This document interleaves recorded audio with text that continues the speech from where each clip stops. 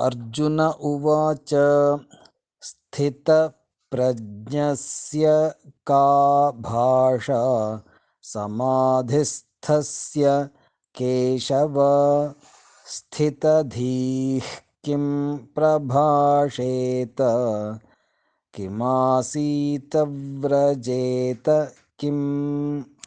अर्जुन उवाच स्थितप्रज्ञस्य का भाषा स्थितप्रज्ञस्य का भाषा समाधिस्थस्य केशव समाधिस्थस्य केशव स्थितधीः किं प्रभाषेत स्थितधीः किं प्रभाषेत किमासीत व्रजेत किम् किमासीत व्रजेत किम्। अर्जुन उवाच स्थितप्रज्ञस्य का भाषा समाधिस्थस्य केशव स्थितधीः किं प्रभाषेत किमासीत व्रजेत किम्।